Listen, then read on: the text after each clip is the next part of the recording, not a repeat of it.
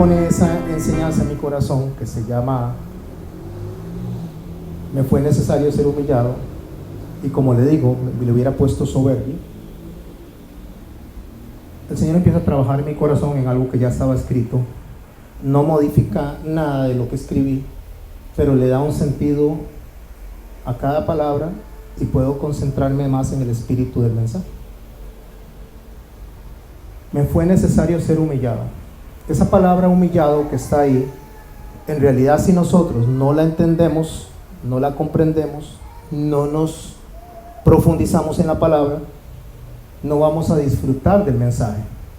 La palabra ahí es aná, no ana, aná.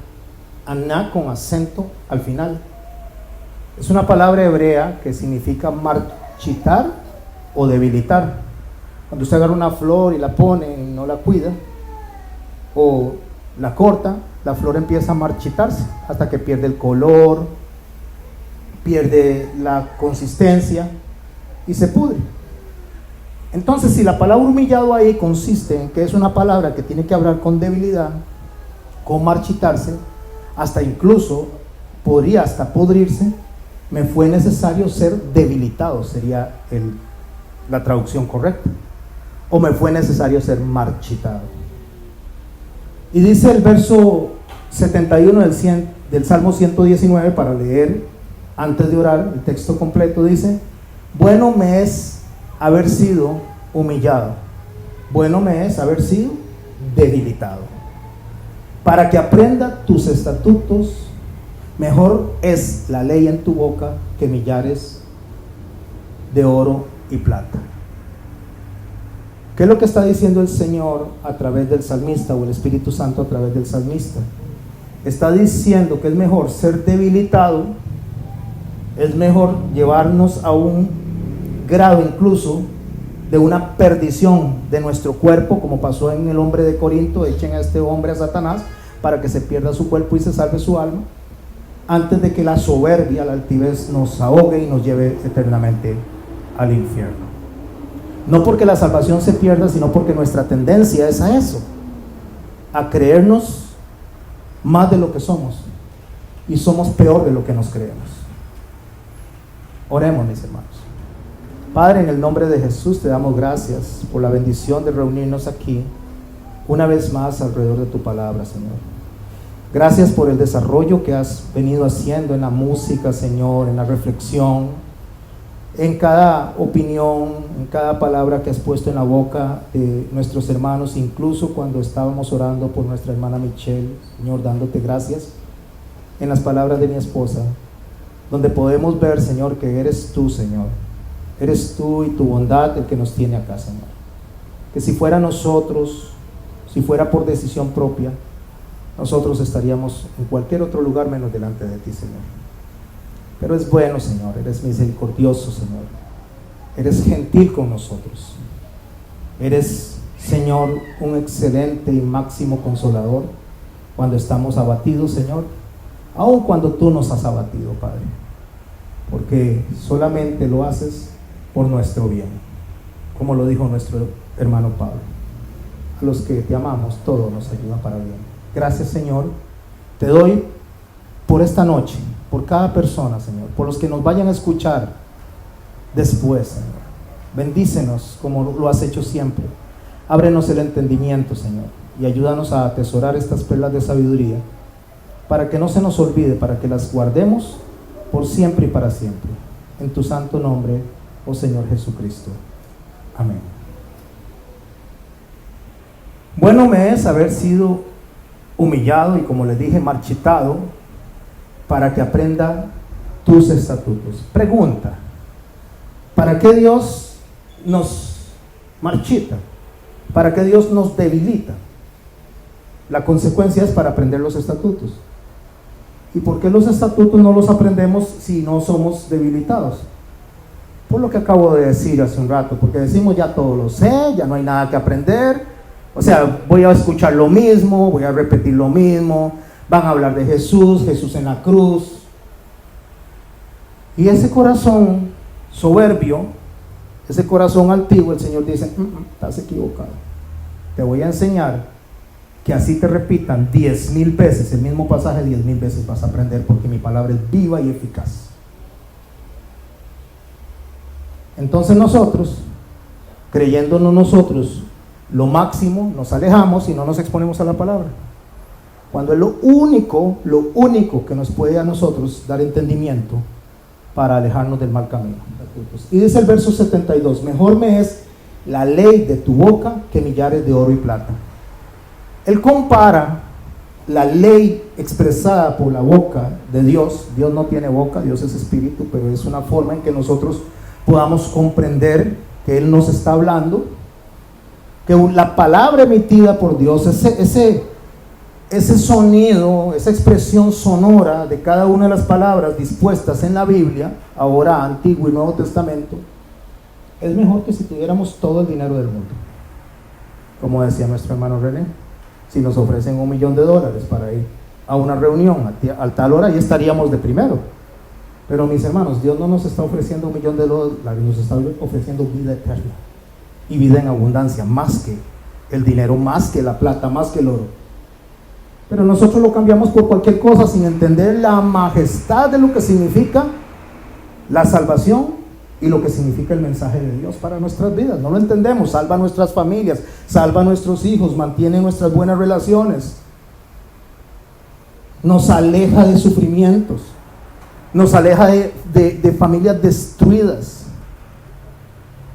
No podemos entender que es la palabra de Dios la que nos guía a través de sus estatutos. ¿Qué son estatutos? Estatutos es el decreto, poner en vigencia, ordenar, prescribir algo, dar una obligación, dar una regla, un requerimiento específico. Todo eso son estatutos que son expresados en un mandamiento, generalmente divino, donde nos dice el Señor cómo debemos de hacer las cosas. Entonces hemos de preguntarnos algo: ¿qué es la ley? Porque la ley, cuando nosotros oímos, inmediatamente decimos esto es algo legal, esto es algo que tiene que ver básicamente con lo que es los jueces, lo que tiene que ver con castigo. Solo eso asociamos: castigo, jueces, prisión. Entonces el enemigo, muy astutamente, como él lo sabe hacer, con la misma palabra nos engaña y nos dice a nosotros que la ley es mala y que Jesús tuvo que venir a morir para eliminar esa ley y resucitar. Está usando a Jesús, está usando su muerte y resurrección, porque no podíamos cumplir eso. Y resulta que esa ley que ellos dicen, los enemigos de la mente de Cristo, los anticristos que dicen que eso no sirve, que eso fue desechado, resulta que es lo que me confronta y lo que me salva, y que no ha pasado, porque hasta el día de hoy no matarás es no matarás, hasta al día de hoy no adulterarás es no adulterarás, hasta el día de hoy santificarás el nombre de Jehová es santificar el nombre de Jehová, hasta el día de hoy honrar a tu padre y a tu madre es honrar a tu padre y a tu madre, amar a Dios por sobre todas las cosas, a tu prójimo como a ti mismo, no mentirás, no levantarás falso testimonio. O algo ha pasado de eso. Todo sigue vigente al día de hoy, pero el enemigo dice ya pasó, eso ya pasó, en la boca de las personas que se quieren dejar engañar, se quieren, y subrayo, se quieren dejar engañar. ¿Qué es ley entonces? La palabra Torah, donde están los 5 principales libros de la Biblia, el Pentateuco, de donde todo el resto de la Biblia debe soportarse. El Pentateuco: Génesis, Éxodo, Levítico, Números y Deuteronomio. Esos 5 libros son la base de todo lo que creemos, incluso de los profetas. Si los profetas no se basan en esos libros, no serían profetas del Señor. Es más, los evangelios, el mismo Jesús, si no hubiera usado estos escritos de Moisés como base fundamental para su predicación, no sería Jesús. Él lo dijo: de mí hablo, de mí escribió Moisés. Si escudriñaran eso, sabrían que de mí está hablando. La palabra Torah es instrucción, más que un aspecto legal, es un aspecto de enseñanza, de didáctico, de formación. La Biblia, mis hermanos y mis hermanas, que incluye a la ley, que son esos 5 libros, como un total, que esos 5 libros, esa instrucción incluyen mandamientos, no todos mandamientos, hay historia, hay poesía. Eso que nosotros tenemos en la Biblia, toda esa instrucción que el Señor nos la dejó con un solo propósito: que aprendamos del carácter de Dios y de nosotros mismos, cómo acercarnos a Dios, cómo Dios quiere ser adorado y qué tenemos que dejar de lado nosotros para acercarnos a Dios.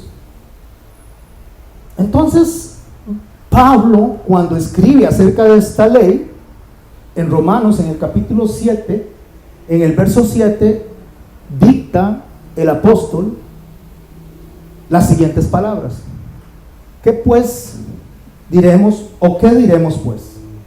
¿La ley es pecado? Como lo hace mucha gente, decir eso no lo podíamos cumplir.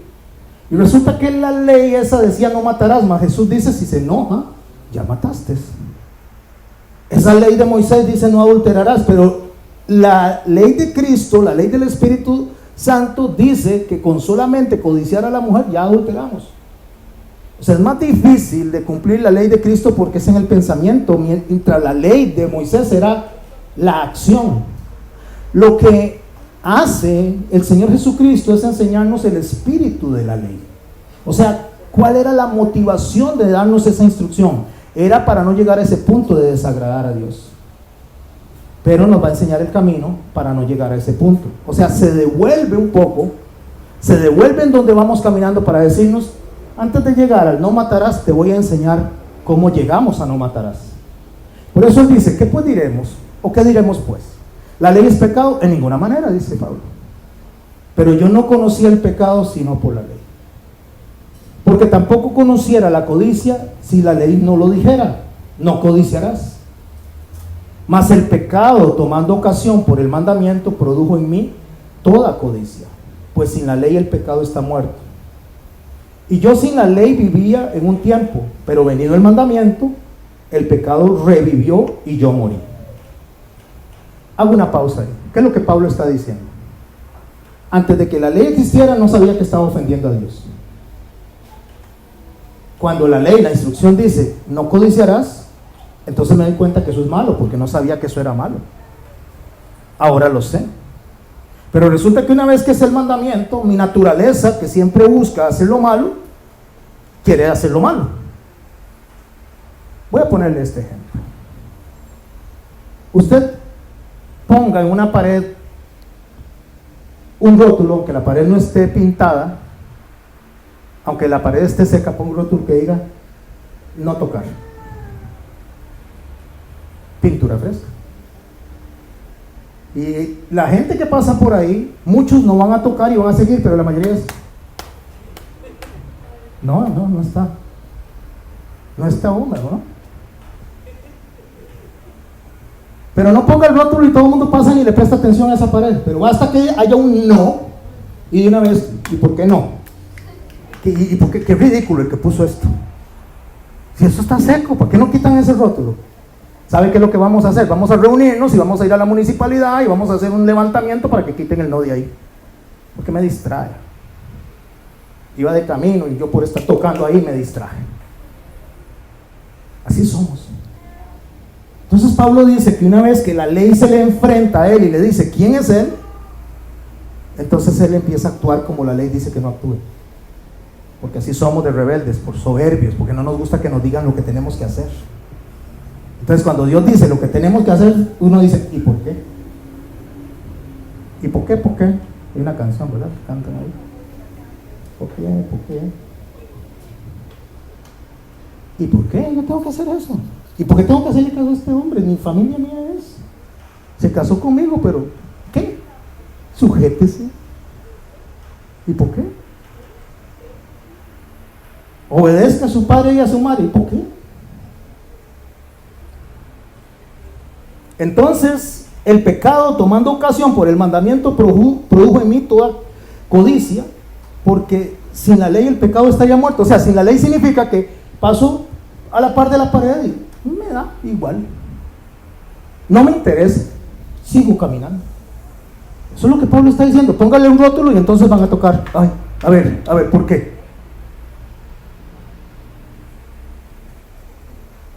Y hallé que el mismo mandamiento que era para vida, me resultó a mí para muerte. O sea, esto que se supone que era para que agradara a Dios, terminé desagradando a Dios.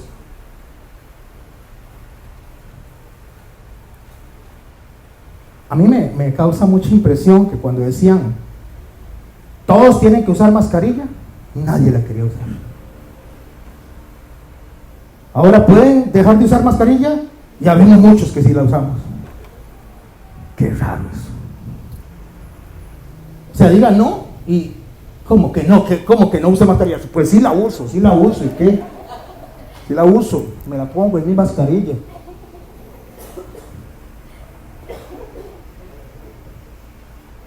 No use, sí la uso, úsela. ¿Y por qué la tengo que usar? Ahora, ¿por qué? No quiero. ¿Me explico, mis hermanos y mis hermanas? Así somos, ese es el corazón rebelde. Dígale a su hijo, acuéstese temprano, y ahí son las 2 de la mañana y anda dando vueltas, como pegando en las paredes como abejón de mayo. Pero dígale, vea, tenemos que quedarnos despiertos porque tenemos que hacer un trabajo, a las 8 de la noche está dormido. Más si le dice que hay que hacer un trabajo. Porque el pecado, tomando ocasión por el mandamiento, me engañó. Y por él me mató. No es el problema, no es la ley. El problema es el pecado que no soporta que le digan lo que tiene que hacer. El pecado no es una persona, ¿verdad? No se imaginen una cosa, hay una carota caminando con unos ojotes diciendo yo soy el pecado. No, el pecado es nuestra propia naturaleza, como nosotros funcionamos. Dios nos redimió, nos limpió de pecado, pero cuando dice nos limpió no es que dejamos de pecar, seguimos pecando. Pero necesitamos algo que nos advierta dónde tenemos que poner el freno y detenernos. Verso 12, de manera que la ley a la verdad es santa, el mandamiento santo, justo y bueno. Entonces decir lo contrario, que la ley es que nos ataba, que la ley nos esclavizaba, que la ley si no hubiera venido Jesús, es decir una falacia, es no conocer la Biblia. Es simplemente buscar excusas para hacer lo que me da la gana, algo que no me diga lo que no tengo que hacer. Pero si agarro cosas del Antiguo Testamento que sí no están en este momento en funcionamiento y me las jalo para acá y le digo a todos, tienen que darme casi que medio salario. Porque si no se van a ir al infierno y son malditos con maldición porque me han robado. Eso sí, jalémoslo para acá, porque me conviene. Y resulta que eso era para los levitas, para los sacerdotes levitas. Hoy la iglesia ofrenda, como dijo Pablo, conforme haya sido prosperado y conforme su corazón lo indique, o sea, por amor y gratitud. No hay un 1%, no hay un 10%, no hay un 100%, lo dicta su corazón. ¿Cuánto ama al Señor y cuánto ama a su iglesia? Nadie tiene que ponerle un límite. Pero jalemos eso para acá porque eso sí aplica. Quiero explicar algo con el tabernáculo para poder entender un poquito el verso que estamos estudiando hoy. ¿Cuál verso, pastor? Se me olvidó. ¿Cómo se le olvidó? Salmo 119, verso 71. Eso es lo que estamos estudiando hoy, no se desubique. Me fue necesario ser humillado, me fue necesario ser debilitado. El tabernáculo no está puesto ahí. Bueno, esperemos a que lo pongan. ¿Lo trajeron? Sí. Sí, ahí está. El tabernáculo no puedo llegar hasta allá porque me queda muy largo. Pero si ustedes ven allá, el tabernáculo se ve de derecha hacia izquierda, como se lee también la Torá, de derecha hacia izquierda. El tabernáculo empieza con una puerta allá que es el camino. Ahí no está todo el pueblo puesto ahí, el pueblo vive alrededor. Imaginemos que todo esto es el desierto, todo esto blanco es el desierto, y en el centro está el tabernáculo, y alrededor del tabernáculo vive todo el pueblo, hasta los familiares de los sacerdotes, que van a servir dentro del tabernáculo en ciertas fechas. Todo este pueblo que vive alrededor fue rescatado de Egipto. Egipto representa la muerte, la perdición, o sea, todo este pueblo fue salvado de Egipto. Pasaron por el río, no, el río no, ¿verdad? Pasaron por el mar. donde fueron bautizados y fueron guiados por la columna de fuego que representa a Cristo, fueron guiados por Cristo hasta llegar al desierto. Entonces hay un montón de gente que vive en el desierto que fueron rescatados, pero no saben por qué ni para qué fueron rescatados. Entonces para eso está el tabernáculo. El tabernáculo es como un GPS, para que caminemos en el sendero hacia la voluntad de Dios. Es como cuando usted pone en el GPS, casa de don Carlos Ramírez, ¡ping! 30 minutos, listo, vamos para allá, a llegar a donde don Carlos. Es como el GPS, lo ponemos allá, el camino. Dijo el Señor que Él es el camino, la verdad y la vida. La primera puerta es el camino, es la salvación. Él nos salva y nos pone delante del holocausto, que es el altar que dice que fue sacrificado para que podamos nosotros ser salvos. O sea, nos salva, y una vez que nos salva, nos quita la venda para que veamos y digamos, ahora entiendo, me salvé porque ese Cordero murió por mí, fue sacrificado por mí. Ahora entiendo, estaba muerto en delitos y pecados. Y después paso dentro del desierto que representa la vida aquí en la tierra, debajo del cielo. Entonces dentro del desierto nosotros vemos el lavacro allá. El lavacro es uno de los muebles donde se lavaban las manos. Y déjenme decirle algo, mis hermanos, hay una particularidad en el lavacro. En el lavacro habían espejos. Antes de los sacerdotes entrar al lugar santo, tenían que lavarse las manos y los pies en el lavacro. Significa cómo actúo y hacia dónde me dirijo. Y esos espejos estaban en el fondo. Entonces cuando ellos iban a lavar las manos, observaban su cara. Y esos espejos venían de Egipto, donde estaban muertos en delitos y pecados. Entonces esos espejos donde se veían, decían, uy, ese soy yo, y tengo que entrar al lugar santo. Pero quien entraba al lugar santo sin haber sido limpio, tanto en su accionar como en su dirección, o sea, en manos y pies, arrepentimiento, se moría, caía muerto.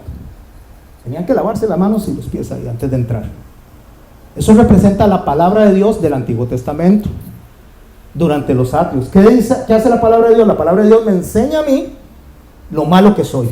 O sea, me veo y digo, wow, qué feo que soy. Y cuando yo me veo así de feo, entonces yo digo, no, yo tengo que ponerme guapo para entrar, bonito. Tengo que lavarme la cara, tengo que lavarme, tengo que bañarme, tengo que vestirme. ¿Por qué hacen caritas tan raras? Bueno, entonces, si yo entro sin lavarme, ¿dónde me confronta la palabra? Entonces voy a caer muerto. Eso es el arrepentimiento, mis hermanos. Una vez que el Señor me salva y el Espíritu me dice, ¿quién era yo? Entonces yo empiezo a dejar de lado lo que yo hago que desagrada a Dios para poder entrar al lugar santo. Cuando yo entro al lugar santo, paso una segunda puerta. ¿Cuál se llama? La verdad. La verdad es que ahora les voy a enseñar y les voy a hablar quién soy yo, dice Dios. Y me topo una menorá, un candelabro, que es el Espíritu Santo, que representa la luz, para yo saber por qué fui salvo, para qué fui salvo, cuál es el propósito de mi salvación. Y al frente de la menorá hay unos panes, se llaman panes de la proposición. Esos panes de la proposición es la palabra otra vez. Pastor, pero la palabra no estaba afuera. Sí, pero allá me dice quién soy yo y lo desagradable que soy. Aquí adentro, los panes de la proposición me van a decir qué es lo que Dios quiere que yo sea, para poderme acercar al altar de incienso, que son las oraciones. O sea, yo no puedo orar hasta que yo no me acerque como a Dios le gusta.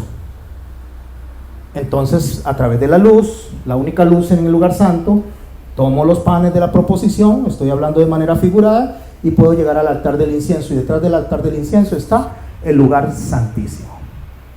Eso era en el Antiguo Testamento. En el libro de Hebreos, el altar del incienso ya no está en el lugar santo, está adentro, junto al arca, lo cual significa que usted y yo podemos acercarnos a Dios todas las veces que queramos, sin necesidad de nadie más de intermediario que nuestro Señor Jesucristo.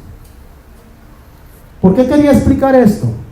Porque justamente el conjunto a lo que acabo de explicar significa ley. El conjunto de lo que acabo de explicar significa instrucción, significa el GPS. Y si yo no conozco eso, yo me voy a perder. Y no voy a llegar al objetivo, no voy a llegar al norte. El Salmo 119, que es uno de los documentos más largos que tiene la Biblia, no tiene el nombre del autor. Algunos comentaristas eruditos, o mejor dicho, casi todos, universalmente se le asigna a David. ¿Por qué? Por la forma de las palabras, por el desarrollo del Salmo, por estudiar la vida de David y lo que él menciona, más ver los demás salmos. Ciertamente no es posible probar que sea de David, a como no es posible probar que no sea de David. Pero eso no es lo importante. Lo importante es para qué Dios nos dio este salmo y que nos dé a nosotros una luz para lo cual vamos a poder tener entendimiento de ver lo que significa el Salmo 119, verso 71. ¿Están conmigo? El salmo está dividido en secciones, como cadenas, donde cada eslabón se conecta con otro. Así está dividido el salmo, como perlas en un collar. Una perlita llega a la otra, la otra, la otra. O sea, es una secuencia donde hay 22 letras del alefato hebreo. Está dividido en 8 secciones, 8 versículos en cada letra, lo que se conoce como un acróstico o un poema. O sea, el salmo es un canto, un poema. Cada sección, como les digo, tiene asignada una letra, y cada línea comienza con esa letra. Ese es el GPS del salmista para saber cómo agradar a Dios. ¿Qué hace el salmo en todos sus versos? Hablan de la palabra de Dios. Todo el salmo. Todo, absolutamente todo el salmo habla de la palabra de Dios, excepto en el verso 122. La palabra de Dios, conocida como ley, Torah, Dabar, aparece en ese salmo. Juicios, Mispaim, testimonios, Sedut, mandamientos, Mishbot, estatutos, Sujim, preceptos, Pidukim. Todo eso está mencionado en el salmo. O sea, el salmo, el tema central del salmo es la gloria a las escrituras, la gloria a la palabra del Señor. Gracias. ¿Por qué el salmista le da gloria a las escrituras? Porque está enseñándonos cuál es la máxima autoridad para nosotros como iglesia. ¿Quiénes son iglesia de Cristo aquí? Ustedes como iglesia de Cristo, ¿cuál es la autoridad? Hablando de esta iglesia local aquí en Alajuela, ¿cuál es la autoridad aquí? La máxima autoridad. ¿El pastor? No. El pastor es el maestro, sacerdote. ¿Sabe qué hace el pastor o sacerdote? Es un puente que ubica de un punto al otro.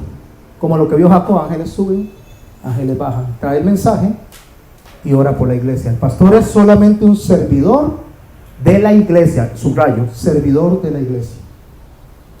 ¿Qué dijo Jesús? Yo no vine a ser servido, yo vine a servirlos. Una vez hecho eso, gracias. Oiga, qué atentos que están en este lugar, voy a seguir viniendo. No me inviten más. Una vez que dije eso, ahora ¿cuál es la máxima autoridad aquí? La palabra. La palabra es la máxima autoridad aquí. Por eso el salmista exalta la palabra, porque es la palabra la que nos dice a nosotros cómo hacer lo que Dios quiere. Entonces, si la máxima autoridad aquí es la palabra, y yo soy como pastor un siervo de la iglesia, ¿quién sigue como autoridad después de la palabra? La iglesia. Por eso es que Jesús le dijo a Pedro que lo que se atara en la tierra a través de la iglesia en el marco de la disciplina sería atado en los cielos, y lo que se desatara en la tierra sería desatado en los cielos. Cuando el Señor dice, cuando alguien está actuando mal, llámelo, Entonces yo como pastor le digo, bueno, sí, voy a llamarle la atención, vamos a hablar, ahora sí. Necesito llamar a alguien. René, venga, tenemos que sentarnos a hablar. Sus actos están perjudicando a la iglesia. No está perjudicando nada, ¿verdad, René? Yo solito, pero yo no soy la máxima autoridad, soy la palabra. O sea, estoy vocalizando la palabra y diciéndole, esto mi hermano, por aquí no se camina, a Dios no le agrada. Pero no me hace caso. ¿Sabe qué dice el Señor? Llame a 2 o 3. Le llamamos a don Carlos, llamamos a Esteban, y llamamos a Johnny y René, mire, estás actuando mal. Pero René no hace caso. Sigue usando la misma camisa azul que afecta a la iglesia. No quiero, yo la voy a usar, yo voy a usar la camisa azul, me gusta el azul y ya. Ojalá que los que me están oyendo no piensen que aquí estamos en contra de las camisas azules, estoy usando una figura nada más. Y René no está haciendo nada malo. Pero ni yo solito, ni con 2 o 3 testigos puedo decirle a mi hermano René, René, usted no puede acercarse aquí porque está afectando a la iglesia. No tenemos esa autoridad. Pero escuche lo que dice el Señor, pero si no le hace caso a 2 o 3, presénteselo a la iglesia. Presénteselo a la congregación. Y si no le hace caso a la congregación, expúlsenlo. ¿Pueden ver la autoridad que tiene la iglesia como conjunto?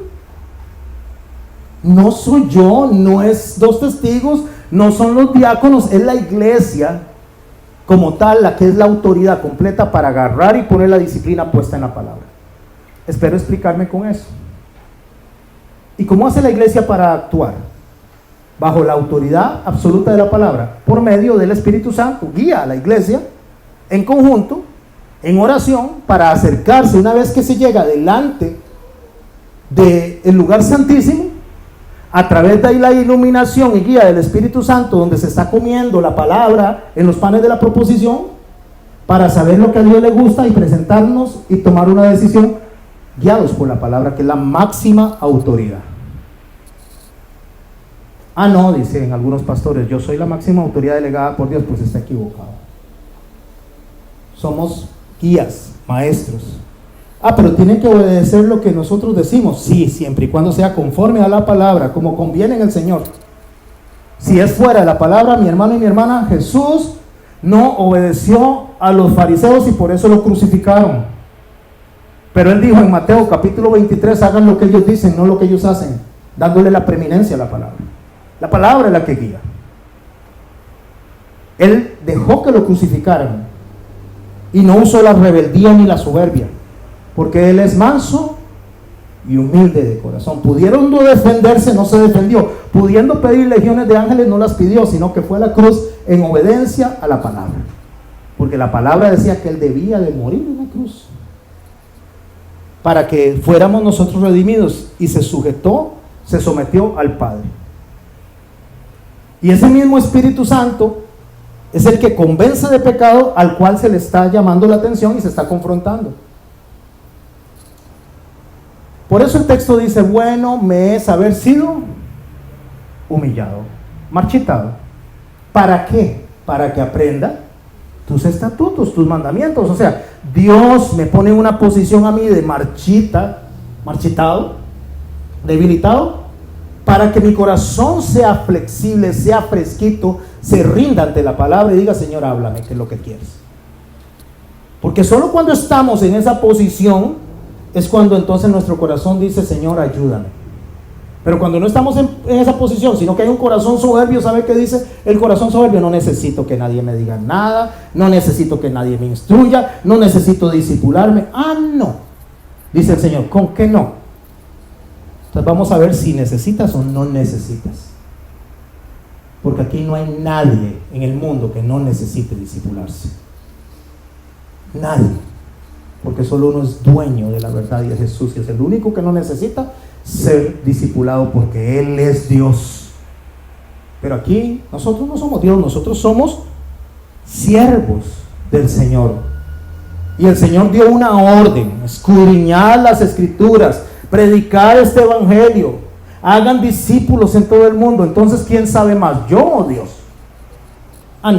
No quiero. No quiere. Entonces te voy a poner en una posición donde vas a buscar los estatutos. Te voy a poner en una posición donde el salmista entendió que si no guardaba la palabra, si no seguía la palabra, si no se instruía en la palabra, en el cual hay un GPS en todo el Salmo de manera progresiva, donde él sabía que realmente la palabra le iba a dirigir al respeto, a la reverencia a Dios. Charles Spurgeon, predicador del siglo XVII, escribió lo siguiente.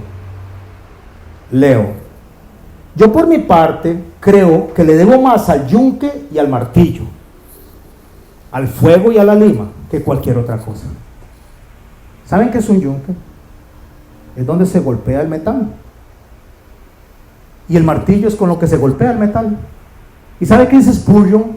Príncipe de los predicadores se le llamaba. Yo le agradezco más a ese golpe del martillo en el yunque. Él es el metal, porque me está formando. Es más, dice, al fuego y a la lima. Agradezco más que me pongan al fuego y a la lima. ¿Por qué? Porque me está formando. Me está poniendo en una situación de necesidad delante de Dios. Y dice Spurgeon: bendigo al Señor por las correcciones de su providencia. ¿Cómo nos corrige Dios? A través del martillo golpeando el metal contra el yunque. Eso se llama aflicción. Eso se llama debilitarnos. Si me ha bendecido por un lado con dulces, dice Spurgeon, por otro lado me ha bendecido con amargos. Spurgeon llegó a comprender que lo dulce y lo amargo viniendo de Dios siempre forma, siempre edifica. ¿Por qué comprendió eso? Tal vez porque Job lo dijo. Cuando se lo dijo a su esposa: hemos de recibir de Dios solo lo bueno y no lo malo. De oídas te había oído, pero ahora te conozco, le dice Job a Dios. De oídas te había oído, o sea, te había oído, pero no había tenido esa relación hasta que me pusiste en la posición que me pusiste. Hablaba, dice Job, de cosas que ni entendía, pero ahora me humillo delante de ti en ceniza y en polvo. ¿Por qué me humillo delante de ti? Porque te conozco, Señor. Ahora sé quién eres, Señor. ¿Qué es lo que hace Satanás? Satanás, con la misma palabra, la cual la predica muy bien, porque se la sabe al dedillo, inclusive le predicó a nuestro Señor Jesucristo con el libro de Isaías. Está escrito, dice, que si te lanzas de acá, enviarás tus ángeles y tu pie no tropezará en piedra. ¿A quién le está predicando? A Dios. ¿Usted se ha puesto a pensar eso? Satanás predicándole a Dios con la palabra que él puso. Y Señor Jesús se volteó. Abro un paréntesis porque no fue lo que pasó, pero se volteó y le dijo: no, ¿cómo me va a decir eso? Ya yo sé mucho. Yo sé mucho de la palabra, yo sé montones, no me diga eso. No, él no dijo eso. Él le devolvió con la misma palabra: escrito está que solo al Señor tu Dios adorarás. En lugar de empezar a decirle a Satanás cuánto sabía él, le dio la palabra. Fue la palabra, la autoridad máxima, el arma que el Señor nos dejó a nosotros para poder nosotros salir de los estados de aflicción, los estados de dolor, para poder hacer lo que Dios quiere de la manera que Dios quiere. Hacer las cosas bíblicas de manera bíblica, dijo Jim Stanley. Pero esa es la estrategia del enemigo. ¿Cuántos creen aquí que no necesitan discipularse? Que no necesitan venir a exponerse a la palabra. ¿Cuántos creen aquí, o los que me están escuchando, que no es necesario ya, porque ya saben mucho? Tengo 20 años, 15 años, pastor, usted nos da 2, 6 horas por semana, ya es suficiente, ya no más. ¿Es suficiente? ¿O no es suficiente? Nunca será suficiente.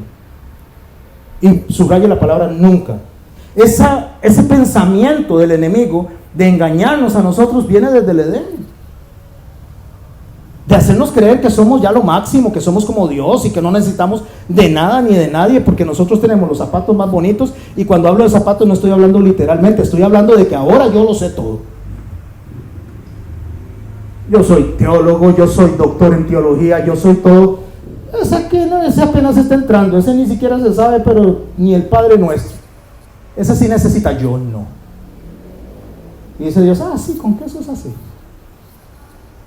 Y entonces Dios nos mete en un proceso de formación que se llama humillación. En Génesis, en el capítulo 3, en el verso 1, Satanás le dice a Eva: ¿con que Dios os ha dicho, no comáis de todo árbol del huerto?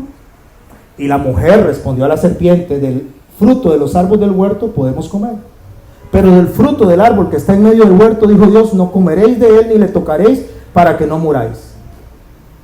Entonces la serpiente dijo a la mujer: escuche cómo predica Satanás, no moriréis, sino que Dios sabe.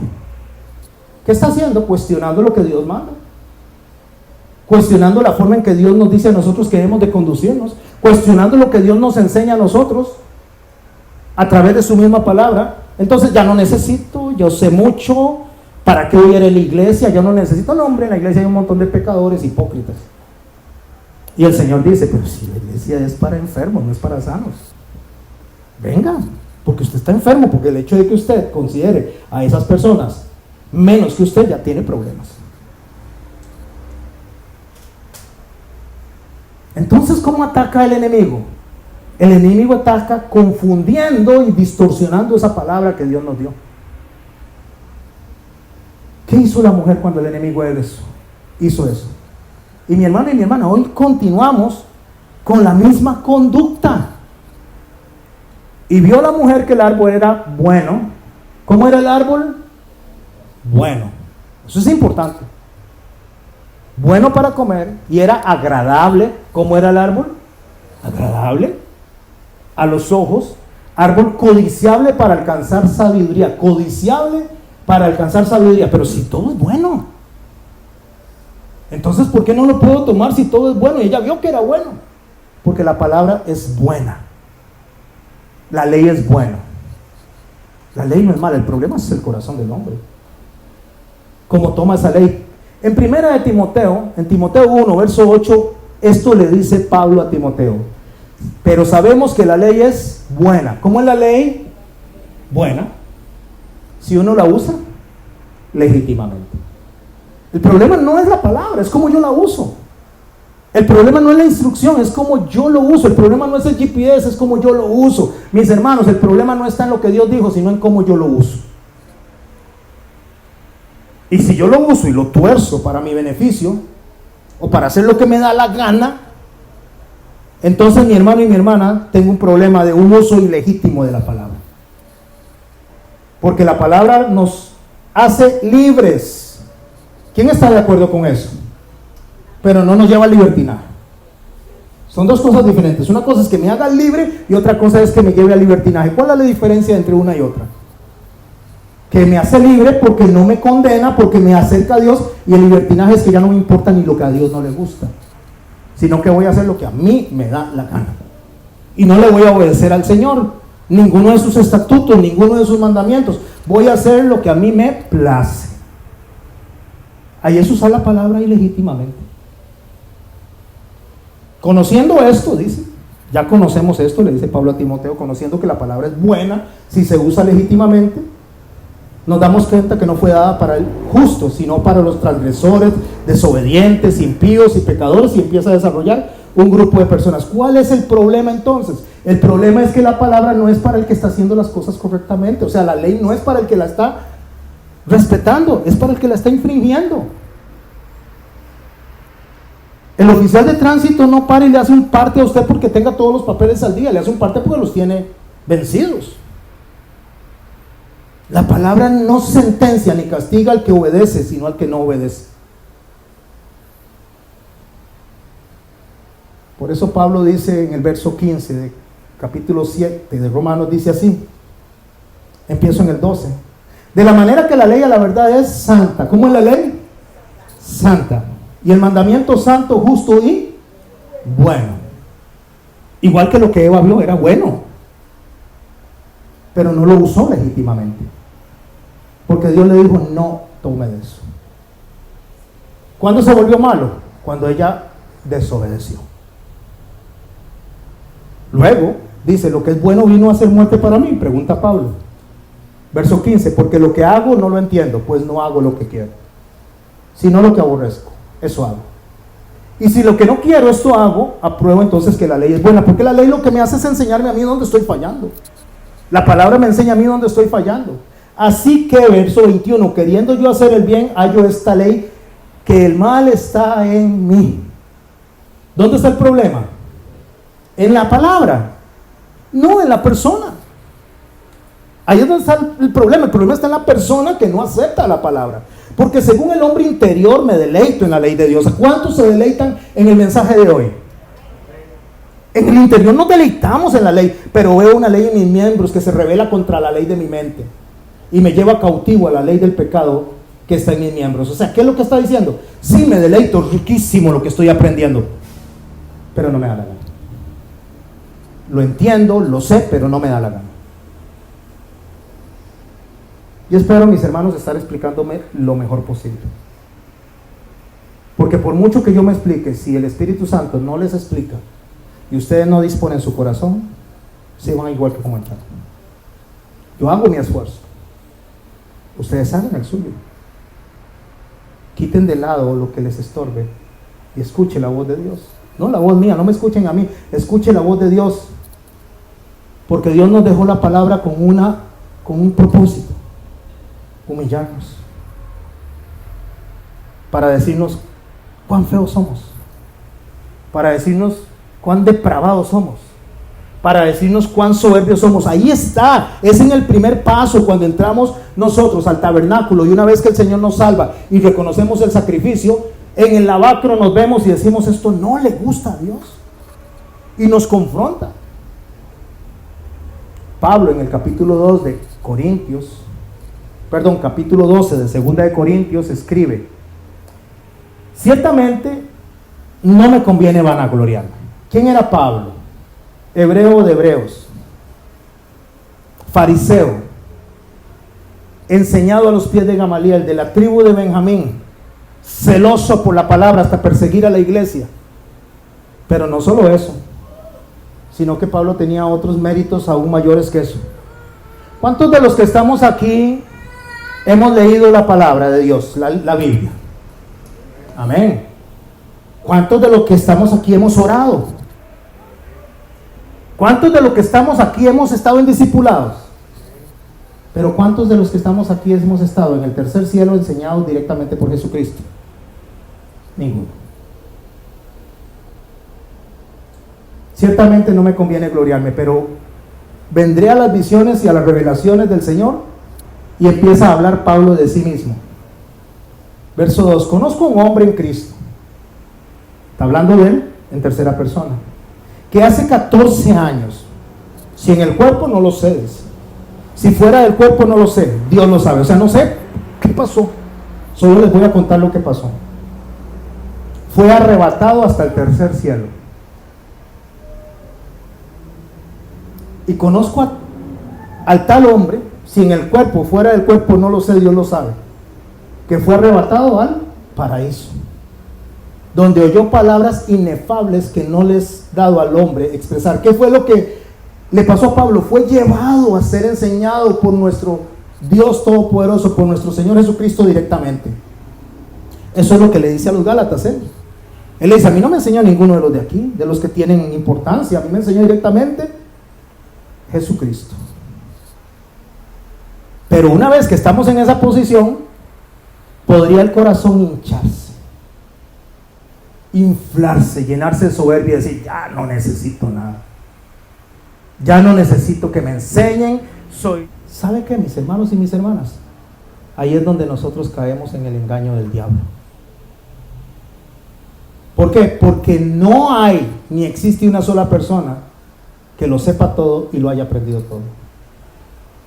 Decía un señor que escuché, mi esposa hablaba con él y le decía: yo solo sé algo, que de aquí se tocó la cabeza para arriba no sé nada.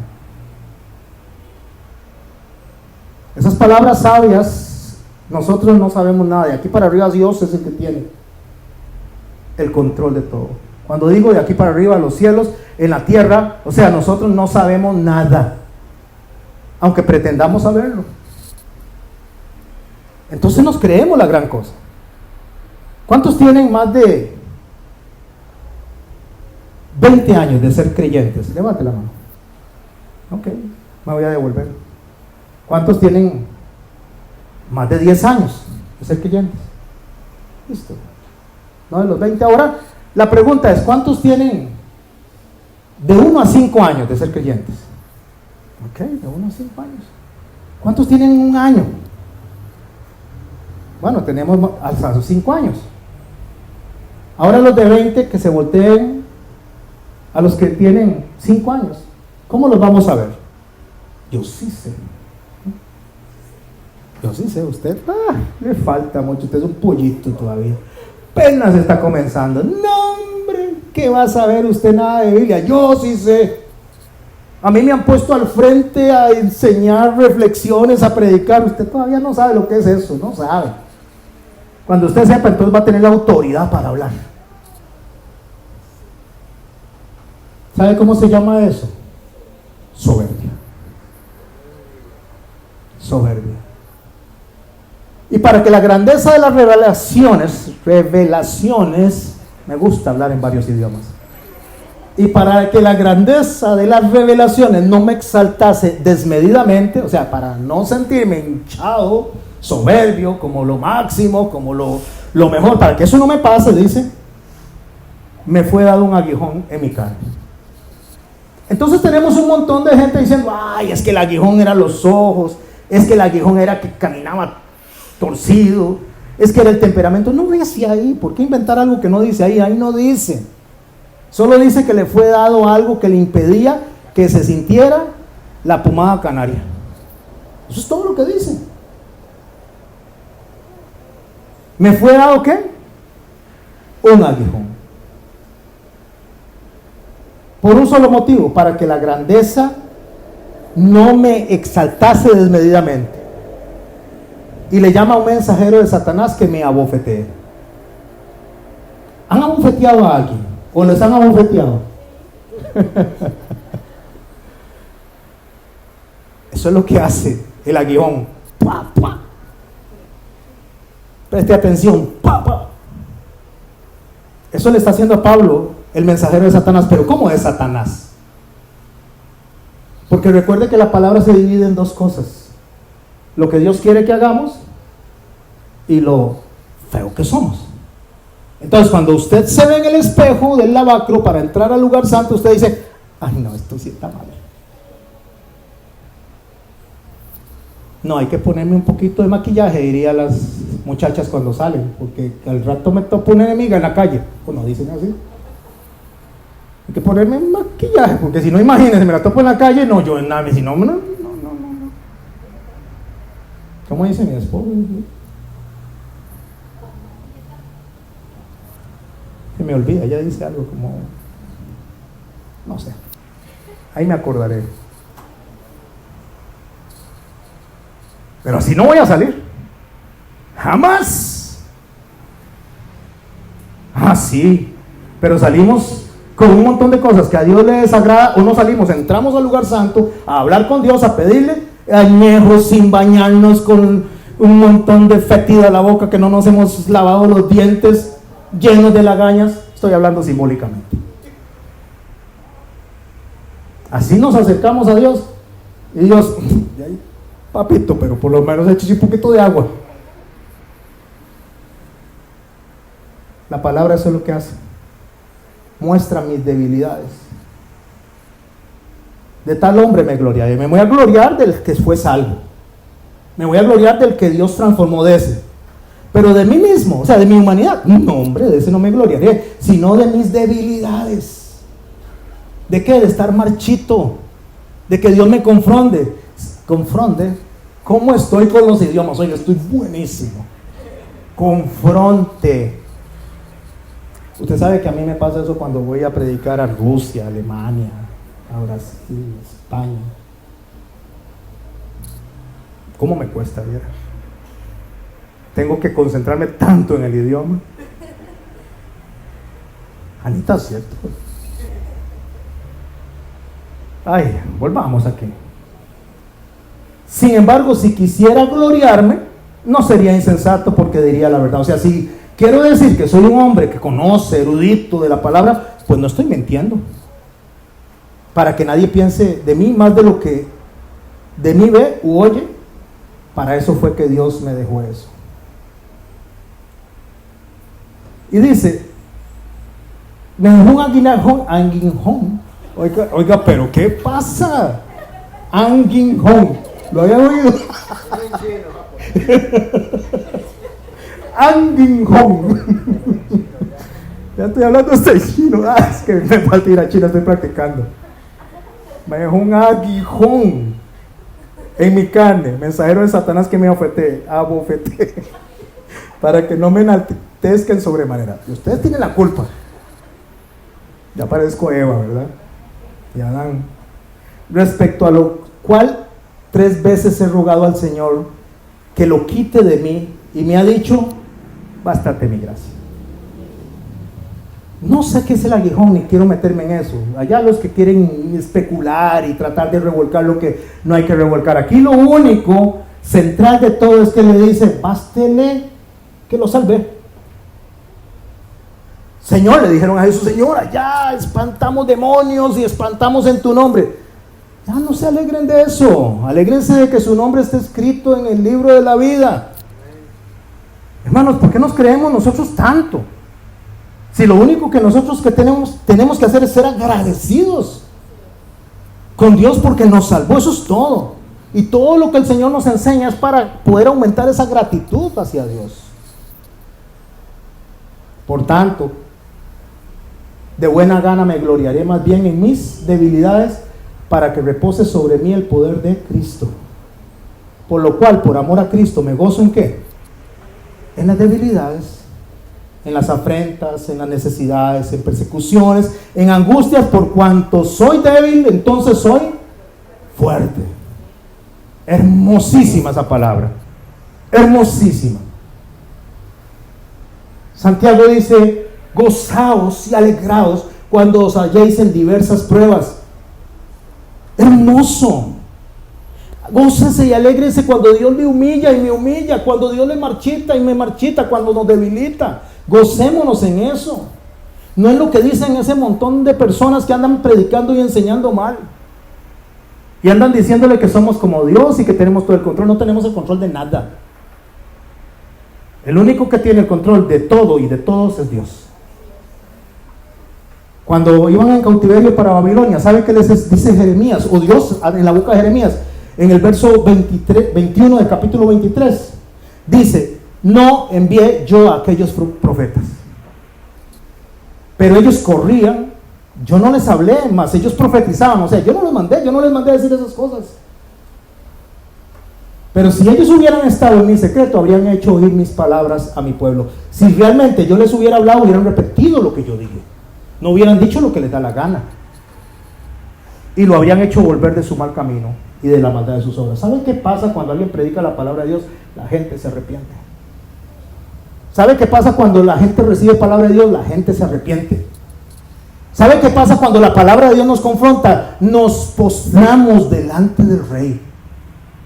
Pero cuando nos soban la espalda y nos predican cosas que a la persona le parece más conveniente, entonces seguimos siendo soberbios. Y cuando la soberbia llega a un punto determinado, el Señor dice, ahora sí lo voy a bajar de esa nube. Y el bombazo, mis hermanos, es duro. Puedo asegurárselos, yo pasé por ahí. Duele, y duele mucho. Dice el verso 23, dice Jeremías, o Dios en la boca de Jeremías, ¿soy yo Dios cerca solamente? Dice Jehová, y no desde muy lejos. Déjeme traducírselo. O sea, ¿soy Dios en las buenas y no en las malas? O sea, ¿soy solo cuando está cerca, pero no cuando no me ves? Entonces dejo de ser Dios. ¿Se ocultará alguno, dice Jehová, en escondrijos donde yo no lo vea? ¿Puede alguien esconderse de aquí, ser lejos de lo que Dios no lo vea? ¿No lleno yo, dice Jehová, el cielo y la tierra? Yo he oído lo que aquellos profetas dijeron, profetizando mentira en mi nombre, diciendo, soñé, soñé. ¿Hasta cuándo estará esto en el corazón de los profetas que profetizan mentiras? Que profetizan engaños del corazón. ¿No piensan cómo hacen que mi pueblo se olvide de mi nombre? O sea, de mi autoridad. con sus sueños, que cada uno cuenta a su compañero, de modo que sus padres se olvidaron de mi nombre por Baal. O sea, ¿por qué pasó eso? Porque estaban enseñando algo que no es la palabra de Dios. Porque lo único que me sostiene a mí de la mano de Cristo es la palabra de Dios. No hay otra cosa. Por eso en el verso 29, el verso 28, perdón, dice: el profeta que tuviera un sueño, cuente el sueño.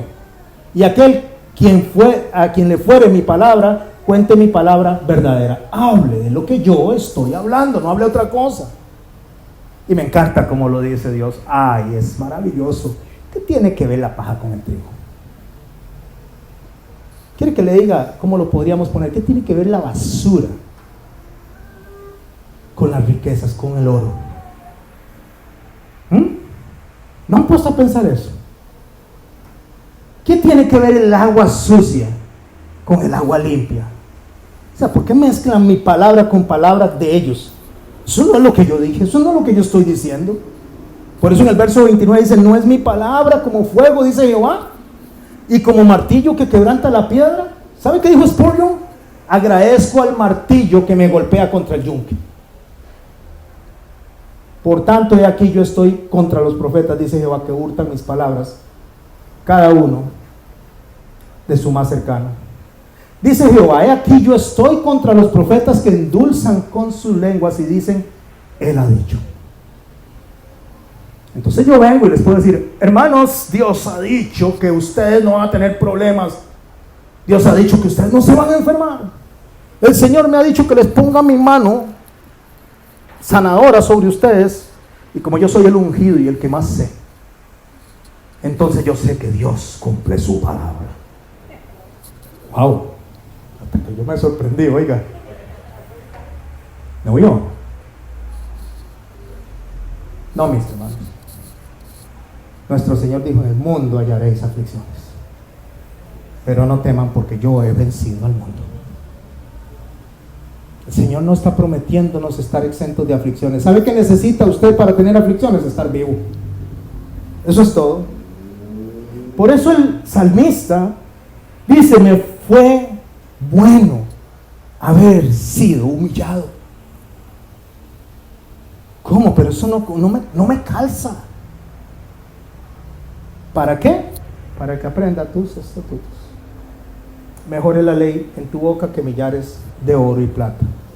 Quiero cerrar con otro salmo y una pequeña estrofa de Juan. Salmo 32.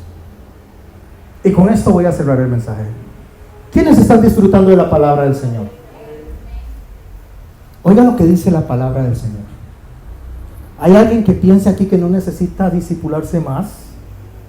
¿Hay alguien que piense aquí que no necesita congregarse más?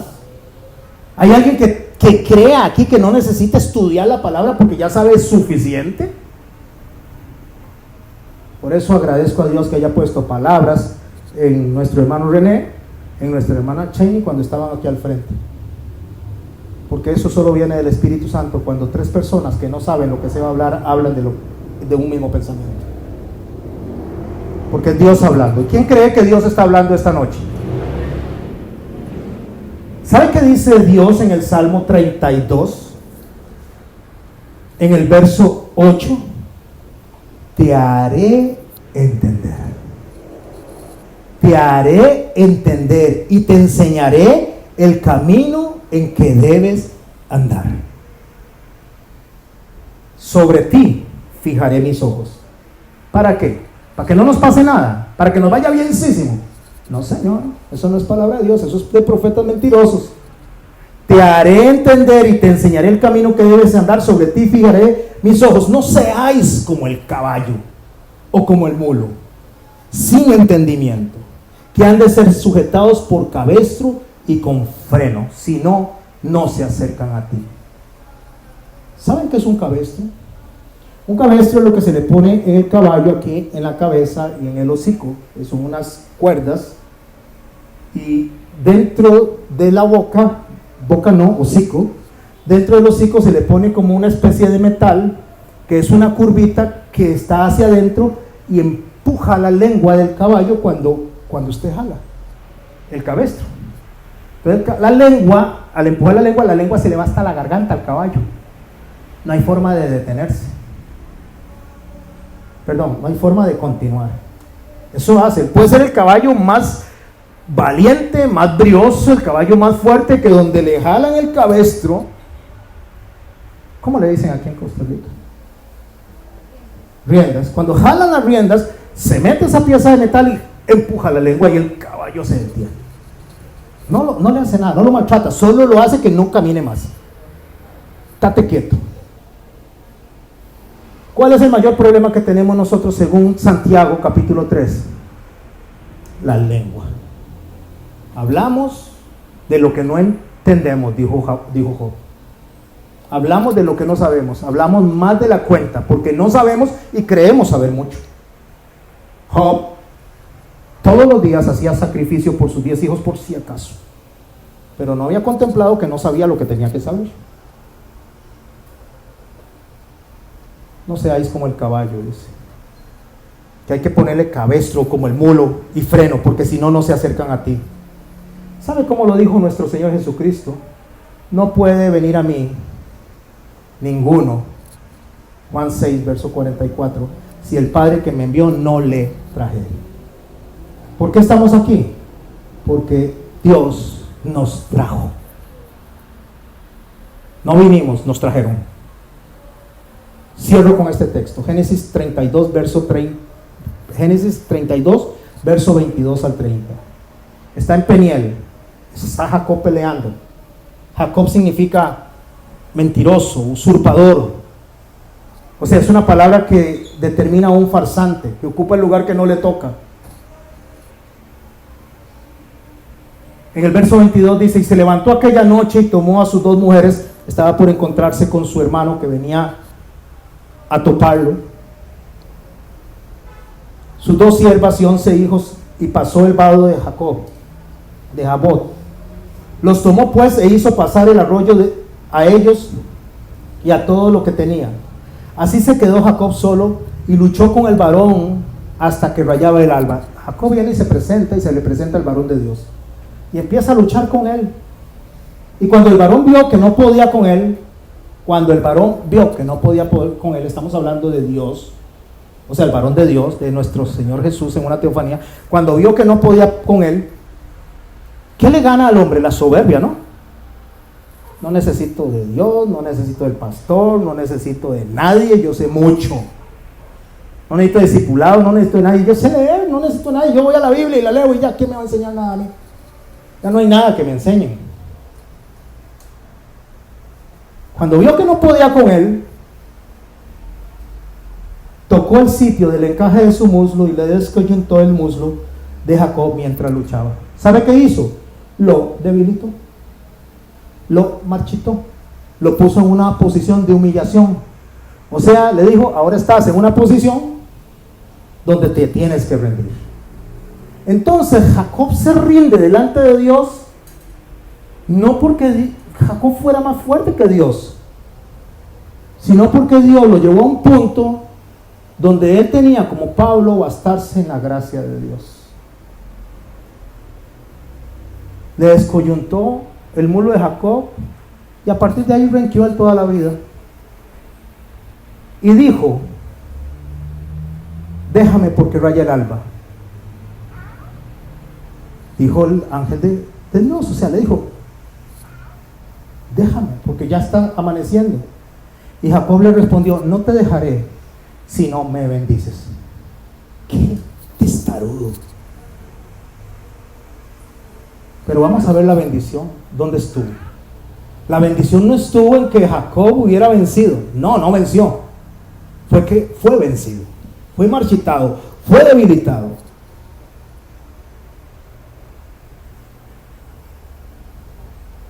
Y el varón le dijo, ¿cuál es tu nombre? Y él respondió, Jacob. Y el varón le dijo, no dirás más tu nombre Jacob, sino Israel, porque has luchado con Dios y con los hombres y has vencido. ¿Cómo has vencido? Pregúntese, ¿venció Jacob o le venció Dios? Dios le venció para que Jacob pudiera vencer. O sea, Dios le humilló, lo debilitó y lo puso en una posición que él no podía más que escuchar la palabra de Dios. No le quedaba de otra. Entonces Jacob le preguntó y le dijo: declárame ahora tu nombre. Y el varón respondió: ¿por qué me preguntas mi nombre? ¿Por qué me preguntas mi nombre? Y lo bendijo allí, y Jacob, y llamó Jacob a aquel lugar Peniel, porque dijo: vi a Dios cara a cara y fue librada mi alma.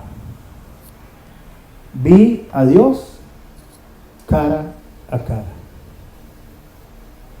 Pensemos esto, mis hermanos, mis hermanas. ¿Cuándo has visto a Dios cara a cara si no es en medio de la aflicción? No es en medio de la súplica, no es en medio de la enfermedad que decimos: Señor, ayúdame. No es en la falta de trabajo que decimos: Señor, ayúdame, Señor.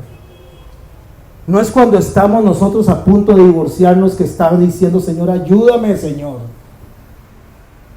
No es cuando estamos viendo morir a un familiar que le decimos: Señor, ayúdame. ¿O es acaso que estamos llenos de plata, que estamos llenos de salud y que estamos en una playa ahí de Marbella con un cóctel en la mano que nosotros le decimos: Señor, ayúdame? Ni gracias le damos. No, mi hermano, ¿sabe qué? Dios sabe cómo tratarnos y Dios sabe lo que necesitamos. ¿Cómo se llama el texto? ¿O cómo se llama el mensaje de hoy? Me fue necesario ser humillado.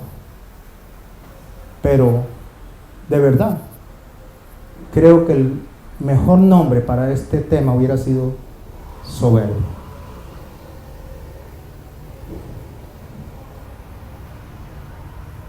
¿Cuántos de los que estamos aquí somos soberbios? ¿Hay alguien que no sea soberbio aquí? ¿Hay alguien que diga: no, yo no soy soberbio, yo soy humilde y manso de corazón?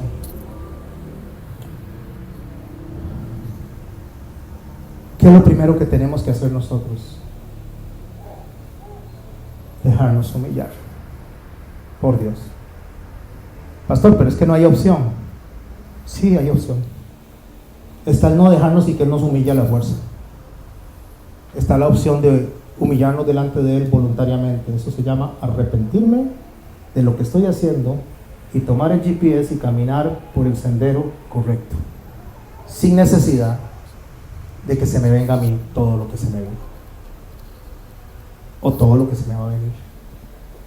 Yo no vengo a hablarles por hablarles, mis hermanos. Yo vengo a hablarles palabra de Dios, y palabra de Dios que yo he experimentado. Y repito como el salmista: si es David, está bien, y si no fue David, está bien. Pero les voy a hablar como José Garmendia, hoy pastor, antes una persona que totalmente estaba contrario al carácter de Dios. Y le digo que yo estoy delante de ustedes por una sola razón: me fue necesario ser humillado. Renuévame, Señor Jesús. Ya no quiero ser igual. Renuévame, Señor Jesús. Pon en mí tu corazón, porque todo lo que hay dentro de mí necesita ser cambiado, Señor, porque todo lo que hay dentro de mi corazón necesita más de ti.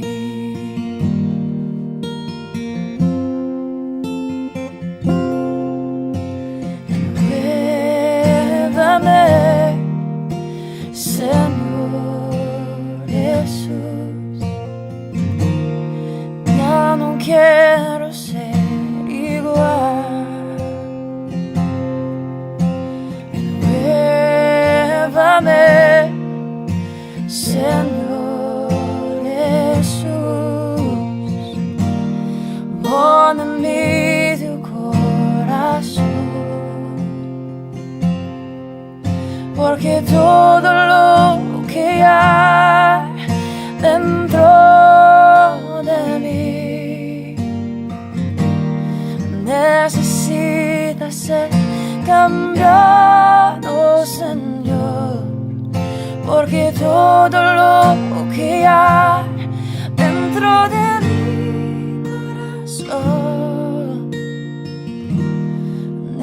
necesita más de ti,